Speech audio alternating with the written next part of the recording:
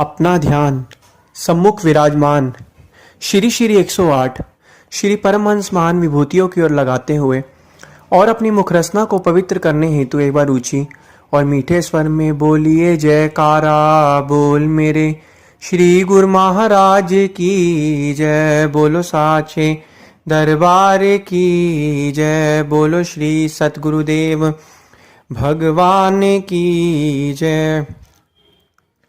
गुरुमुखों,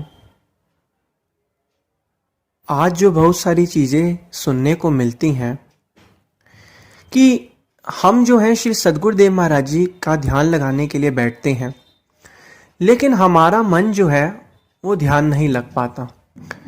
ध्यान ना लगने के कुछ कारण होते हैं कि हमारा ध्यान, हम सभी लोग ध्यान में तो बैठते हैं लेकिन हमारा ध्यान क्यों नहीं लगता।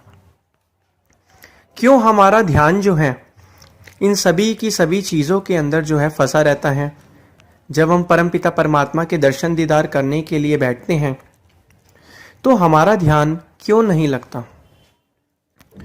गुरुमुखों, जो हमारी सुरती है, सुरती जो है संसार में इतनी रमी हुई है कि उसके ऊपर संसारी चीज़ों की जो विचार हैं, संसारी पदार्थों के जो विचार हैं, माया के जो विचार हैं, उन सुरती पर जन्मों जन्मांतरों की जो परत चढ़ी हुई है और वह माया की परत सुरती से नाम का जाप जपने से ही हट सकती है। धीरे धीरे जब हम नाम का जाप जपते रहते हैं, हमारी सुरती जो है अंतर्मुखी हो जाती है और भारी चीजें संसार में जब ये पूरे दिन सुरती रहती है तो वहां से हटकर अंतर्मुखी हो जाती हैं। और सुरती जब हमारे अंतर्मुखी हो जाती है तब हमारा परमपिता परमात्मा का काम ध्यान लगना शुरू होता है। तभी तो कहते हैं तले की वस्तु गगन ठहरावे गुरु के शब्द शर से। जो तले की वस्तु मतलब जो नीचे हमारी सुरती फंसी हुई है वो गुरु के शब्द से ही ऊपर उठ सकती है। गुरु के शब्द नाम के अभ्यास करने से ही जो सुरती है उससे जो मलिन जो माया की परत सुरती पर जन्मों जन्मांतरों की चढ़ी हुई है वो उतर जाती है।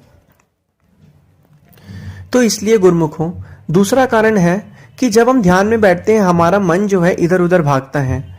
शरीर जो है हमारा टिकता ही नहीं। हम 5-7 मिनट के लिए ध्यान पर बैठते हैं और उसके बाद हमारा मन में आता है कि चलो उठते हैं, खड़े होते हैं, लेकिन हमें वैसा नहीं करना।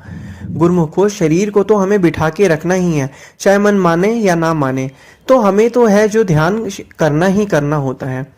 जिस तरीके से गुरुमुखों शुरू में थोड़ा सा मुश्किल होता है, जिस तरीके से जब बच्चा पैदा होता है, पैदा होने के 2-3 साल बाद जब वो स्कूल में जाता है, शुरू में जब उसके माता पिता उसे स्कूल छोड़ने जाते हैं तो वह रोता है और उसका मन नहीं करता, लेकिन थोड़े समय बाद उसका धीरे धीरे क्या कहते हैं स्कूल में जो जाने का जो है, स्कूल में बैठने का, क्लास कक्षा में बैठने का जो है मन करता रहता है। ऐसा क्यों होता है? क्योंकि स्टार्टिंग में जो है उसका मन जो था माँ बाप के और था, फिर बच्चा जब मन उसका स्कूल में लगता है तो धीरे धीरे जो होता है वो स्कूल की तरफ चला जाता है,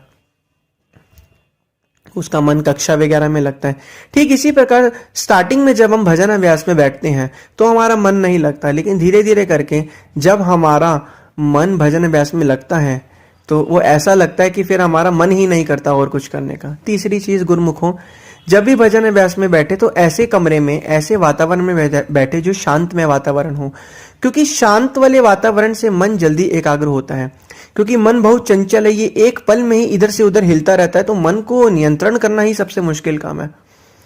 और चौथी चीज जो है, हम गुरुमुखों जब भी हम ध्यान करने बैठे तो हमें एक ऐसी जगह पर बैठना चाहिए जहाँ पे एग्जाम्पल के तौर पर हमें ऐसी जगह पर बैठना चाहिए, एक छोटा सा कंबल का सिंहासन बना लिया, आसन टाइप बना लिया, एक छोटी सी जगह पर हमें बैठना चाहिए। क्योंकि कहते हैं कि जिस जगह पर हम रोजाना बैठते हैं और शांत वातावरण में बैठते हैं तो वहां पर जब हम दोबारा बैठ के वहां पर भजन अभ्यास करते हैं तो हमारा मन ऑटोमेटिकली जो है भक्ति में बिल्कुल जल्द ही, मतलब भजन अभ्यास में बैठते ही हमारा मन जो है सीधा प्रभु के चरणों में लगता है।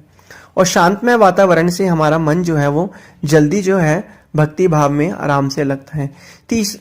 अगली जो चीज है कि ये सभी चीजें इसलिए बताई जा रही है क्योंकि इन चीजों को जब हम अपने आप में सुधार करेंगे तो अपने आप ही हमें परमपिता परमात्मा के दर्शन दीदार होंगे। अगला है, जब भी गुरुमुखों हमें भजन अभ्यास में बैठे तो हमें अर्ध आंखें, थोड़ी सी आंखें खोल के रखनी चाहिए, हल्की सी अर्ध आंखें बिल्कुल नाम मात्र की, और हमें अपना जो आगे जो नाक है, नाक की तरफ जो है फोकस करना है, हमें अपनी नोज की तरफ जो है फोकस करना है। जब हम अर्ध आंखें खोल के जब हम अपना आगे की तरफ जो है फोकस करेंगे तो हमें जल्दी ध्यान होगा। हमें अपने आंखों से अर्ध आंखें खोल के हमें आगे की समय जो है तरफ जो है फोकस करना है। जितना जितना हम आगे की तरफ फोकस करते रहेंगे उतना उतना हमारा मन जो है श्री चरणों में लगता रहेगा। अगला जो चीज है गुरुमुखो, जब भी हम भजन अभ्यास करने बैठे तो हमें अपनी जो शरीर की अवस्था, शरीर को जो बॉडी को बिल्कुल सीधा रखना चाहिए, क्योंकि हमारी बॉडी के पीछे हमारी रीढ़ की हड्डी होती है। जितना हमारी रीढ़ की हड्डी सीधी रहेगी उतना हमारा जो है भैया जो ध्यान है वो जल्दी भक्ति में लगेगा। वरना अगर हम शरीर रीढ़ की हड्डी को टेढ़ा करके रखेंगे, झुक के रहेंगे, तो आलस्य और निद्रा, और सबसे बड़ी जो मुश्किल होती है भजन अभ्यास करते समय आलस और निद्रा होती है।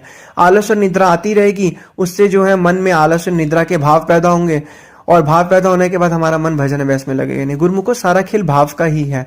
जो भी हमारे अंदर जो इमोशंस है, भाव है, इन्हीं के कारण ही आनंद भी क्या है, आनंद भी एक मन की एक ऐसी स्थिति, एक ऐसा विचार है जिसका संसार से कोई ताल्लुक नहीं है। वो अपना मन ही मन के अंदर से जो है आनंद से जो ताल्लुक है। तो इसलिए गुरुमुखो ये कुछ चीजें हैं, इन चीजों का पालन करके ही हम अपने मन को श्री चरणों में प्रभु की भक्ति में जितना हम भजन अभ्यास करते रहेंगे उतना मन हमारा वर्तमान अवस्था में आता रहेगा, और हमें अपने आप ही खुद ब खुद श्री सदगुरुदेव महाराज जी के दर्शन दीदार होंगे।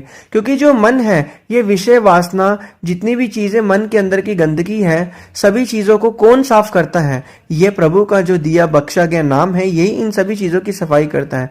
जिस तरीके से आपके घर में अगर कोई रिश्तेदार वगैरह आते हैं तो आप अपने घर की साफ सफाई करते हो, रिश्तेदार साफ सफाई करते हो, वातावरण माहौल को साफ रखते हो, तभी तो वो रिश्तेदार आपके घर में आएगा और आपके घर में आना पसंद भी करेगा।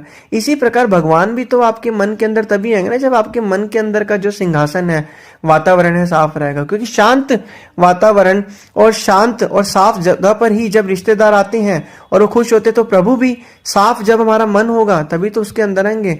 और साफ मन का मतलब है जो नाम की शक्ति से मन के अंदर के विकारों को हमने खत्म कर देना, नष्ट कर देना, ताकि जब परमपिता परमात्मा इस मन के अंदर आके विराजमान रहे तो मन जो है शांत और आनंद में रहे, और मन का शांति जो है हमें हमेशा हरदम महसूस होती रहे।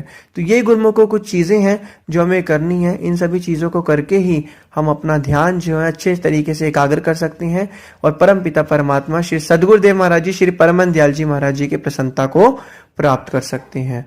बोलो जयकारा बोल मेरे श्री गुरु महाराज की जय। बोलो श्री सद्गुरुदेव भगवान की जय।